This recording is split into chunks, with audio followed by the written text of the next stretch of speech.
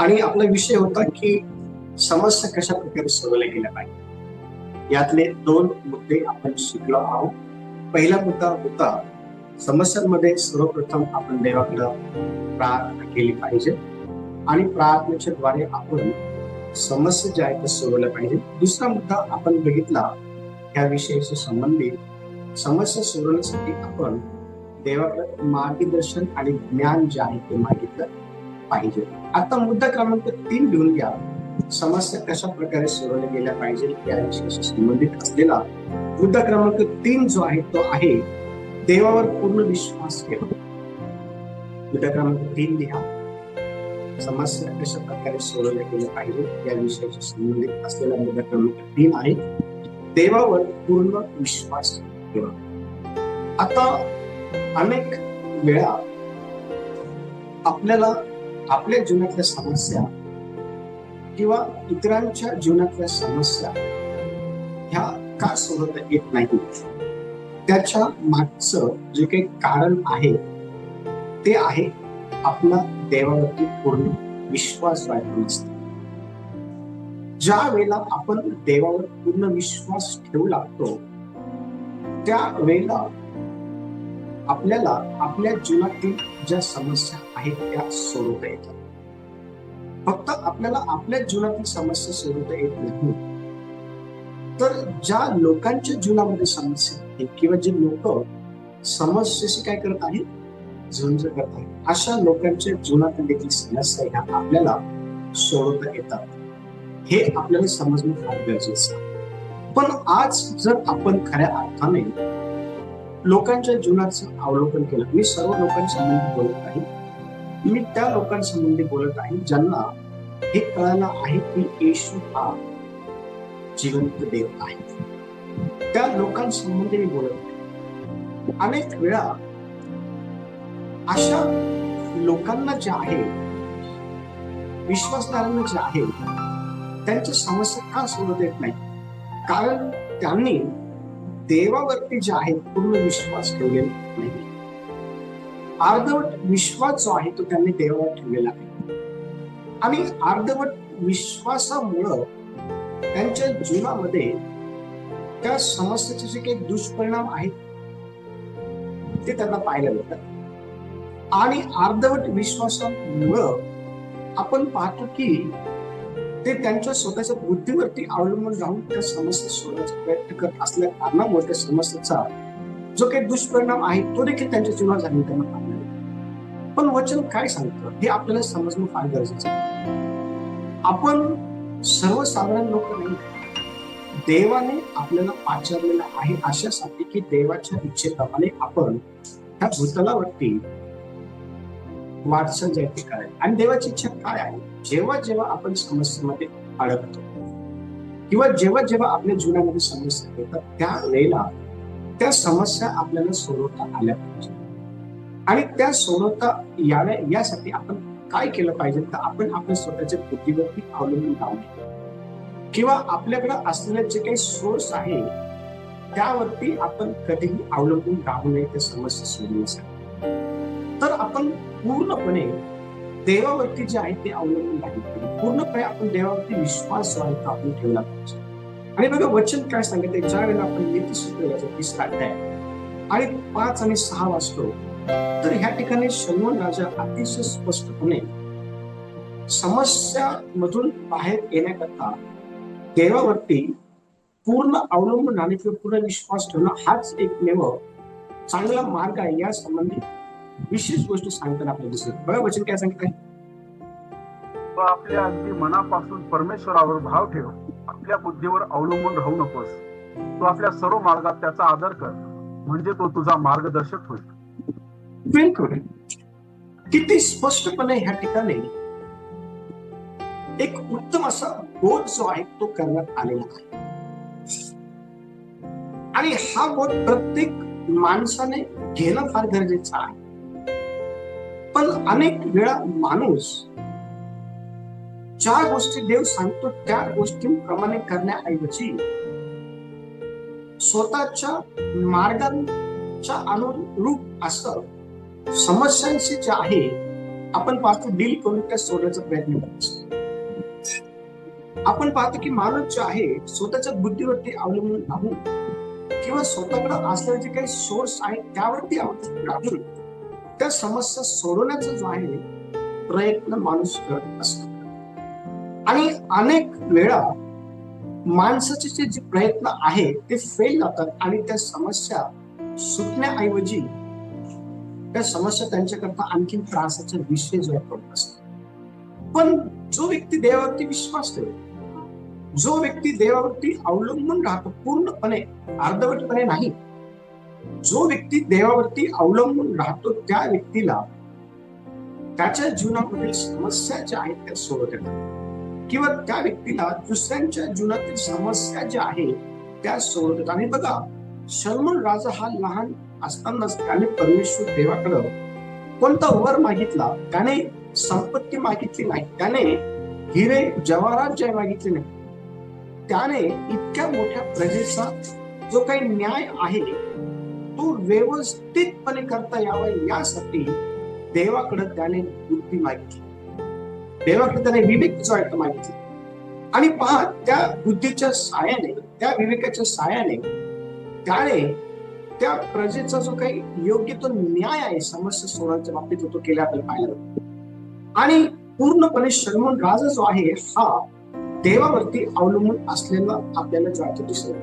मग शलोमोन राजाला जर परमेश्वर देवावरती अवलंबून राहिला असल्या कारणामुळे त्या प्रजेचा न्याय समस्या योग्य प्रकारे सोडवण्याच्या अनुषंगातून करता आला तर आपल्याला देखील आपल्या समस्या सोडवण्याकरता आणि इतरांच्या समस्या सोडवण्याकरता योग्य ते मार्गदर्शन देव आपल्याला केल्याशिवाय राहणार नाही. किंवा आपण देवावरती पूर्णपणे अवलंबून राहिला असल्या कारणामुळे देव आपल्याला समस्येतून बाहेर जे ते काढल्याशिवाय राहणार नाही. पवित्र शास्त्रामध्ये अशी अनेक उदाहरणं आहेत जे लोक समस्येमध्ये अडकले त्या लोकांनी परमेश्वर देवावरती पूर्णपणे अवलंबून जे आहे जीवन जगलेलं आपल्याला पाहायला भेटतो.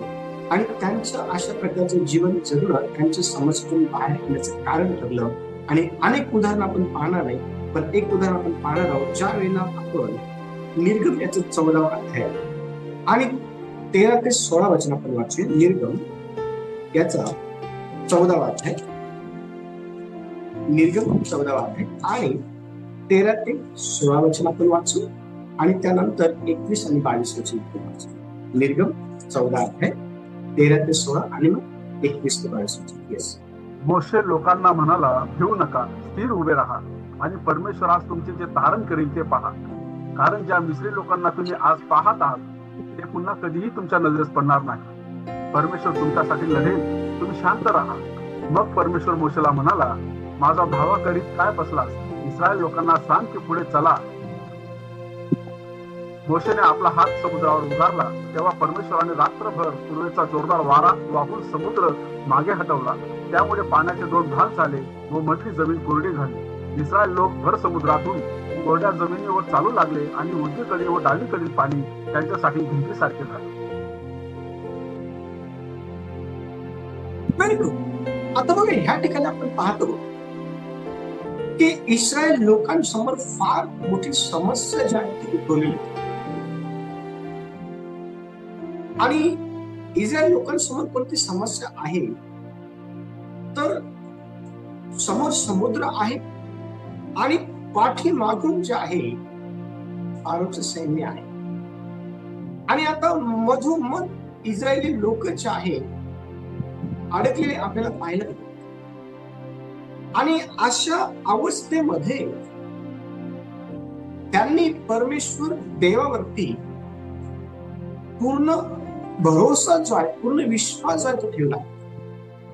आणि ते देवावरती अवलंबून असल्या कारणामुळं, त्यांनी देवावरती पूर्ण विश्वास ठेवला असल्या कारणामुळं परमेश्वर देवाने त्यांच्याकरता एक मोठा अनपेक्षित चमत्कार जो आहे तो केलेला. आणि तो चमत्कार काय आहे तर वचन 22-21 मध्ये आपल्याला पाहायला भेटतं. वचन 21 आणि 22 मध्ये असं लिहिलेलं आहे की मोशेने आपला हात जो आहे समुद्रावरती उघडला. आणि बघा, परमेश्वर देवाने त्या ठिकाणी रात्रभर पूर्वेचा जोरदार वारा वाहून समुद्र माग जे आहे ते हटवला. परमेश्वर देवाने पाण्याचे 2 भाग केले आणि जमीन जी आहे ती दिसू लागली. आणि कशी जमीन दिसू लागली? ओली नाही. वचन 22 मध्ये असं म्हटलेलं आहे की इस्रायली लोक जे आहे कोरड्या भूमीवरून जे आहे चालत गेले. लक्ष द्या, देवाचं वचन आपल्याला काय सांगतं? ज्या ज्या वेळेला आपण समस्यांचा सामना करत असतो, समस्या वेगवेगळ्या प्रकारच्या आहेत. समस्या ह्या लहान पण आहेत आणि समस्या ह्या मोठ्या पण आहेत. पण प्रत्येक समस्या ह्या आपल्या जीवनामध्ये आपलं खच्चीकरण करण्यासाठी, आपलं वाईट जे आहे ते करण्यासाठी येत असतं. आणि ह्या समस्यांमध्ये आपण आपल्या स्वतःच्या बुद्धीवरती अवलंबून राहू नये. कारण अतिशय स्पष्टपणे आपल्याला नीतिसूत्र पुस्तक 3 अध्याय 5 आणि 6 मध्ये सलोमन राजा हे सांगताना दिसून येतो की परमेश्वर तुझा देव याच्यावर पूर्णपणे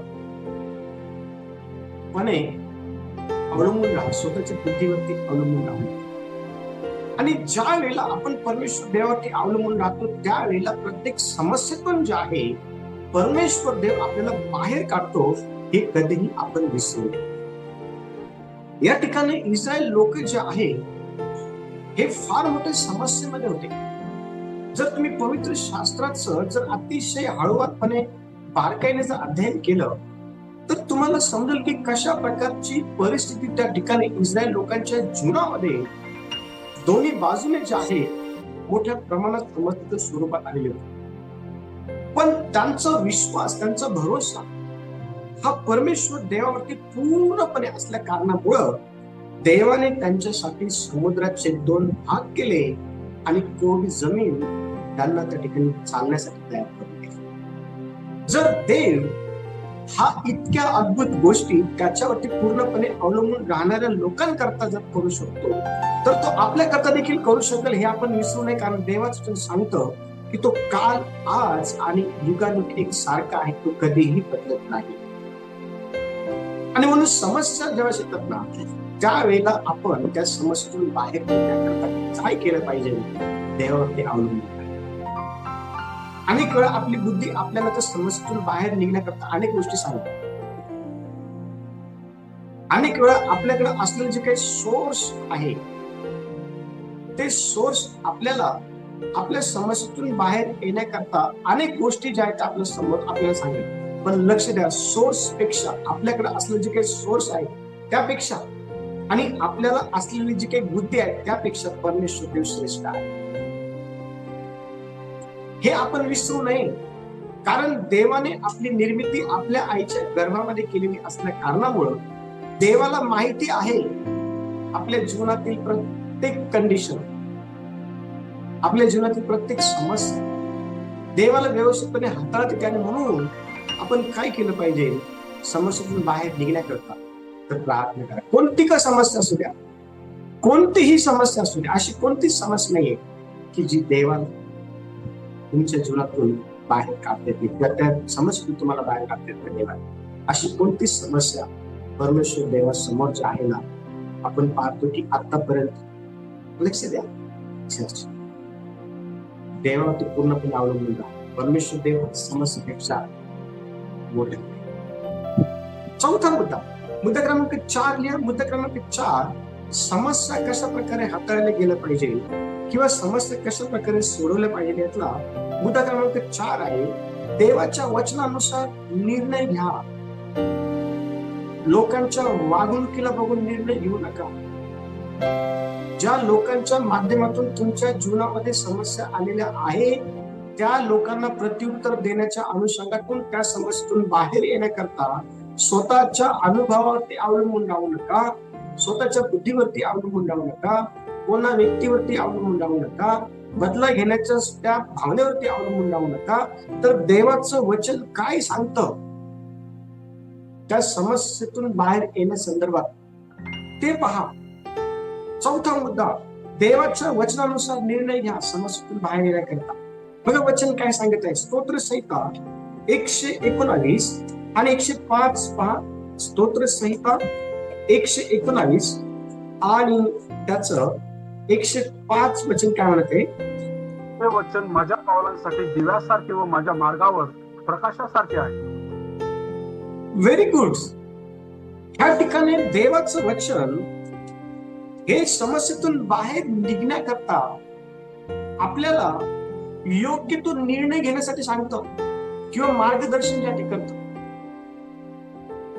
ह्या ठिकाणी अतिशय स्पष्टपणे देवाचं वचन आपल्याला हे सांगतं. स्तोत्र संहिता 119 आणि त्याचं 105 ज्या वेळेला आपण वाचतो तर अतिशय स्पष्टपणे या वचनातून आपल्याला हे समजतं की कशा प्रकारे परमेश्वर देवाचं वचन हे आपल्याला आपल्या समस्येतून बाहेर काढण्याकरता योग्य ते मार्गदर्शन करतं. देवाचं वचन हे आपल्या पावलाकरता दिव्यासारखं आहे आणि आपल्या मार्गावरती प्रकाशाचं काम करतं. आणि मग दिव्याचा प्रकाश, लक्ष द्या, आणि मग दिवा आणि देवा आणि जो प्रकाश आहे तो जर आपल्याला त्या समस्येमध्ये ना योग्य ते मार्गदर्शन करत आहे तर मग त्या समस्या आपल्या जीवनावरती जास्त काळ हावी होणार नाही. त्यातून आपल्याला लगेच बाहेर निघतील. आपल्याला योग्य तो निर्णय आपल्याला घेता की आता ही समस्या आहे तर यातून बाहेर निघण्याकरता आपण काय केलं पाहिजे. तर देवाचे वचन तुम्हाला सांगेल तुम्ही हे करा, तुम्ही अमुक गोष्ट करा, म्हणजे तुम्हाला ह्या समस्येतून जायचं बाहेर निघेल. लक्षात द्या, योसेफ जो आहे ना, योसेफ हा अतिशय मोठ्या समस्येमध्ये अडकलेला होता आणि त्या समस्येतून बाहेर निघण्याकरता त्याने स्वतःच्या ताकदीचा उपयोग केला नाही.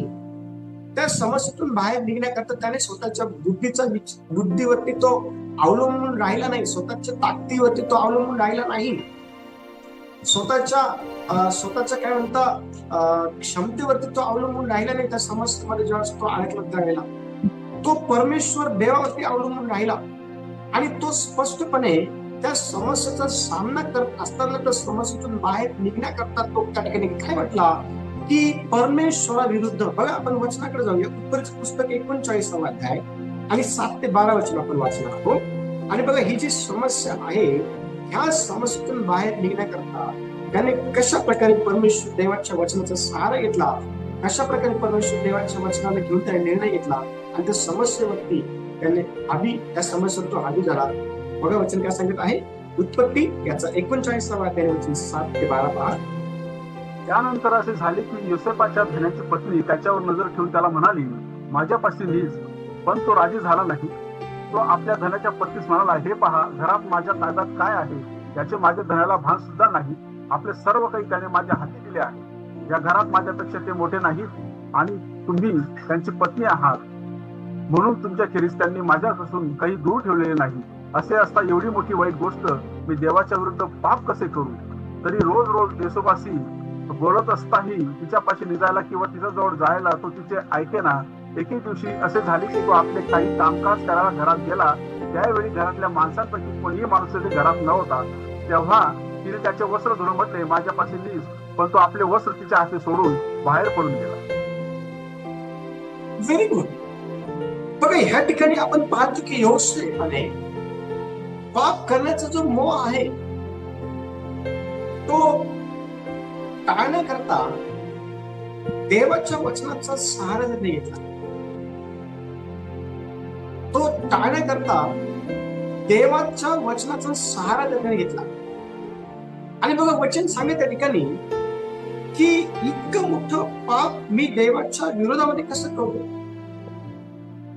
ज्या वेळेला आपल्या जीवनामध्ये समस्यांचा सामना आपल्याला करावा लागतो त्यावेळेला त्या समस्या आपल्या जीवनावरती हावी होऊन आपलं जीवन हे पूर्णपणे क्षतिग्रस्त करून टाकतं.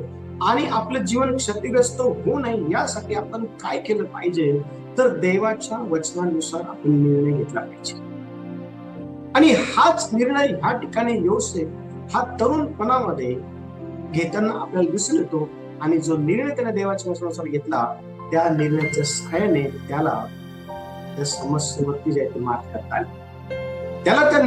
त्याने देवाच्या वचनाला अनुरूप असा निर्णय घेतला असल्या कारणामुळं ती समस्या जी आहे आपण पाहतो त्याच्यावरती त्याला जय जय प्राप्त करतात. अनेक वेळा आपल्या जीवनामध्ये समस्या वेगवेगळ्या प्रकारच्या समस्या आहेत, वेगवेगळ्या प्रकारच्या समस्या आहेत. लक्ष द्या, त्या प्रत्येक समयामध्ये त्या समस्येमध्ये वेगवेगळ्या प्रकारच्या समस्या. पण त्या प्रत्येक समस्येमध्ये आपण काय केलं पाहिजे, देवाच्या वचनानुसार जो काही निर्णय आहे तो आपण घेतला पाहिजे. आपण आपल्या बुद्धीनुसार निर्णय घेऊ नये. आपण आपल्याकडे असलेले जे काही सोर्स आहे त्यानुसार आपण निर्णय, लोक जे काही आपल्याला निर्णय देतात ना त्याप्रमाणे आपण निर्णय जे घेऊ नये. तर देवाचं वचन आपल्याला काय सांगतं त्यानुसार आपण निर्णय घेणं फार गरजेचं आहे. किंवा लोक जर एखादा निर्णय त्या समस्येतून बाहेर निघण्याच्या अनुषंगातून आपल्याला देत असेल तर आपण त्यांचा तो निर्णय, त्यांचा तो सल्ला जो आहे देवाच्या वचनाशी मॅच होतो किंवा नाही हे बघणं फार गरजेचं आहे. त्यानुसार आपण त्या समस्येतून बाहेर निघण्याकरता निर्णय घेणं. अशा प्रकारे आपण काय केलं पाहिजे, समस्येतून बाहेर निघण्याकरता जे आहे आपण देवाचं वचन समजून घेणं फार गरजेचं आहे. देवाचं वचन इस्रायली लोकांनी समजून घेतलं, त्यांनी देवावर पूर्णपणे विश्वास ठेवला आणि लक्ष द्या देवाने त्यांच्याकरता त्या समस्येतून मार्ग काढला. योसेफाने देवाच्या वचनानुसार निर्णय घेतला, देवाच्या वचनाने त्याला काय केलं माहिती, सहाय्य केलं. वचन सांगतो स्तोत्र 119:105 मध्ये की तुझं वचन माझ्या पावलापर्यंत दिवा आणि माझ्या मार्गात प्रकाश असतं. हेच वचन आपल्याला आपल्या समस्येतून बाहेर काढतं. हे आपण कधीही विसरू नये आणि म्हणून समस्येतून बाहेर निघण्याकरता देवाचं जे वचन आहे ते वचन वाचायचं. पुढचा मुद्दा क्रमांक 5 लिहा. समस्येतून बाहेर निघण्याकरता आपण काय केलं पाहिजे किंवा समस्या कशा प्रकारे आपण हाताळायला पाहिजे, सोडवल्या पाहिजे या संदर्भात मुद्दा क्रमांक 5 लिहा. मुद्दा क्रमांक 5 आहे धीर धरा आणि देवाच्या वेळेची वाट. तर अनेक वेळा समस्या या आपल्याला धीर धरू देत नाही, देवाच्या वेळेची वाट जी आहे ती आपल्याला पाहू देत नाही. आपल्याला असं वाटतं की लगेचच ह्या गोष्टींचं निवारण झालं पाहिजे, लगेचच ही जी समस्या आहे ही आपल्या जीवनातून ताबडतोब निघून गेली पाहिजे. पण देवाचं वचन काय सांगतं हे समजून घेणं फार गरजेचं आहे. कारण अनेक वेळा समस्येतून लवकरात लवकर बाहेर निघण्याची आपण काय करतो माहिती का, फार खटपट करतो, फार घाई करतो. पण वचन काय सांगतं, देवाचं काय सांगतं, धीर धरा. समस्येमध्ये धीर धरा आणि त्या समस्येतून बाहेर निघण्याच्या अनुषंगातून देवाच्या वेळेची जी काही वाट आहे ती पहा. स्वतःच्या इच्छेनुसार त्या समस्येतून बाहेर निघण्याच्या अनुषंगातून काही एक करण्यापासून टाळा. बघा वचन काय सांगत आहे, कोणीतरी यशाया 40 वचन 31 वाचा. यशाया 40 वचन 31.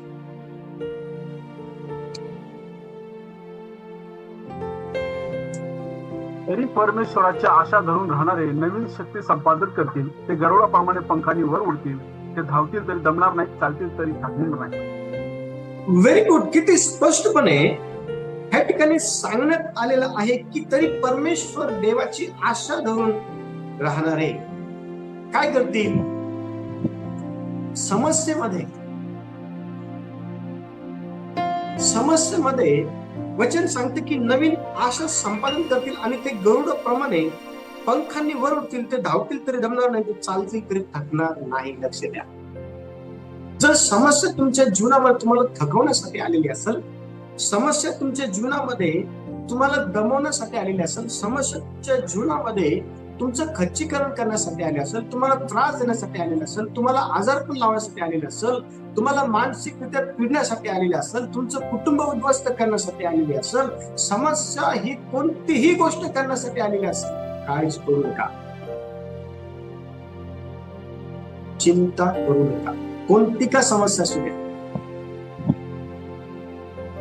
कोणती का समस्या असू द्या, त्या समस्येतून परमेश्वर देव हा तुम्हाला बाहेर काढेल. पण त्यासाठी काय करणं गरजेचं आहे, तर धीर धरा, संयम बाळगा, धीर धरा आणि परमेश्वर देवाच्या वेळेची वाट पाहत समस्येतून बाहेर निघण्याच्या अनुषंगाने.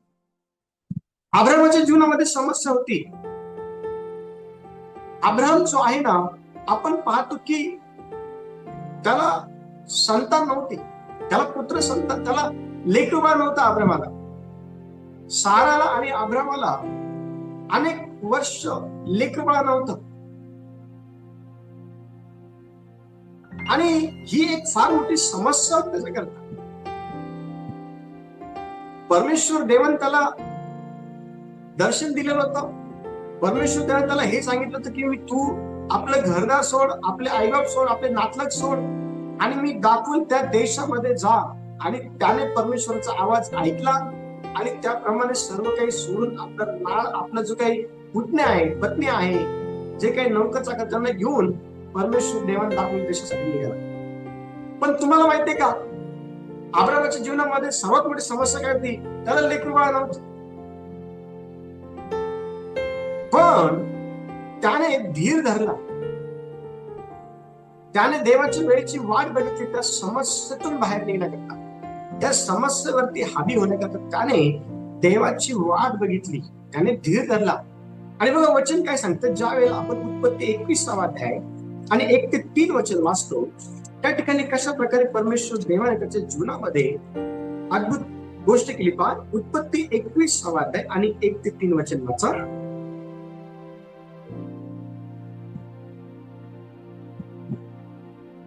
त्यानंतर परमेश्वराने आपल्या म्हणण्याप्रमाणे सारेवर अनुग्रह केला आणि तिला दिलेले वचन पूर्ण केले. सारा गर्भवती झाली आणि देवाने सांगितलेल्या समयी अब्राहमाला म्हातारपणी तिच्यापासून मुलगा झाला. अब्राहमाला सारेपासून मुलगा झाला, त्याचे नाव त्याने इसहाक ठेवले. Very good. चर्च, आपला देव हा सर्वसमर्थ देव आहे. आपल्या देवासमोर कोणतीच समस्या ही त्याच्यापेक्षा मोठी नाहीये.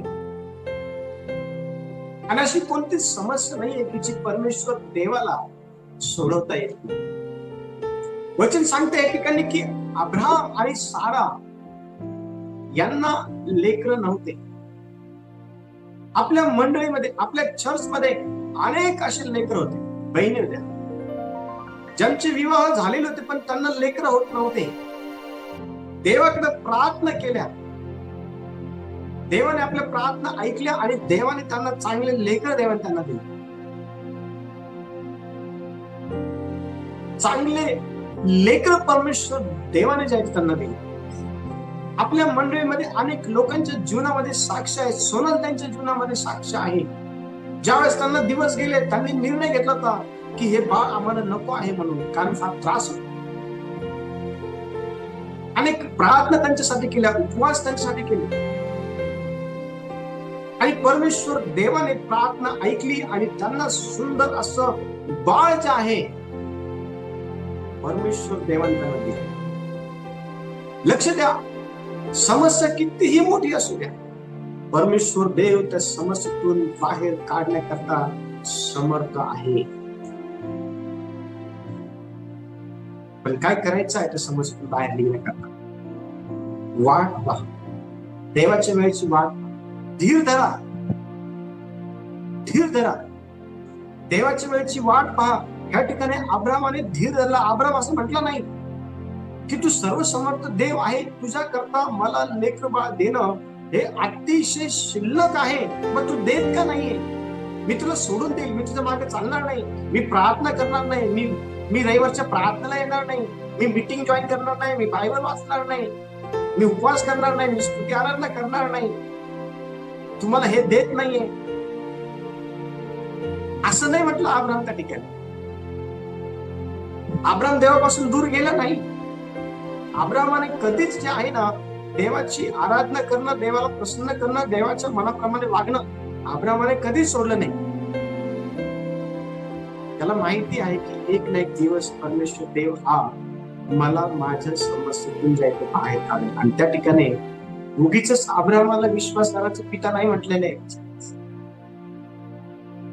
हो, अब्रामाने धीर धरला, अब्रामाने वाट बघितली आणि परमेश्वर देवाने वचन अतिशय स्पष्टपणे आपल्याला या ठिकाणी सांगते की परमेश्वर देवाने सांगितल्याप्रमाणे सारेवरती अनुग्रह केला आणि ती गर्भवती राहिली. देवाने तिला सुंदर असा मुलगा दिला. लक्ष द्या, देवाने अब्रामाला आणि सारेला लेकरं दिल्यानंतर पण त्यांनी देवाला सोडलं नाही आणि लेकरं नव्हतं तरीही त्यांनी देवाला सोडलं नाही.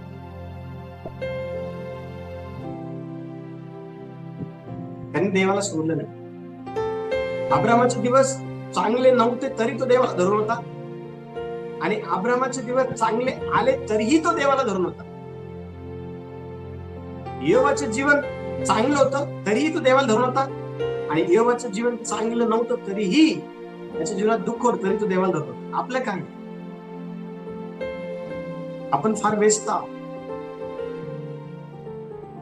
आपल्याला प्रार्थना करायला वेळ नसते, आपल्याला बायबल वाचायला वेळ नसते, आपल्याला रविवारच्या वेळेला चर्चला यायला वेळ नसते. आपण फार व्यस्त असतो. आपण देवाला किंमत देत नाही. आपण आपल्या कामाला किंमत देतो, आपण आपल्या घरच्या गोष्टींना आपण जास्त किंमत देतो, आपण अनेक कारण देतो, पण प्रार्थनेला आपण येत नाही. आपल्याला विसर पडून जातो. लक्ष द्या, समस्या ह्या आपल्या समोर ज्या वेळेला उद्भवतात ना, त्यावेळेला त्या समस्येतून आपल्याला बाहेर निघता यावं यासाठी आपण काय केलं पाहिजे? धीर, देवाची वेळची वाट पाहतो आणि परमेश्वर देव तुमच्यासाठी मार्ग तयार करतो. परमेश्वर देव जो आहे ना, तुमच्यासाठी मार्ग तयार करतो. म्हणून समस्येमध्ये स्वतःच्या बुद्धीवरती अवलंबून राहू नका. समस्येमध्ये स्वतःचे जे काही सोर्स आहे त्यावरती अवलंबून राहू नका. समस्येमध्ये परमेश्वर देवावर पूर्ण विश्वास ठेवा, आणि देव हा निश्चित अर्थाने अद्भुत गोष्ट त्या समस्येतून बाहेर काढण्याच्या अनुषंगातून आपल्या जीवनामध्ये केल्याशिवाय देव या वचनाच्या द्वारे सर्वांना आशीर्वादित करा.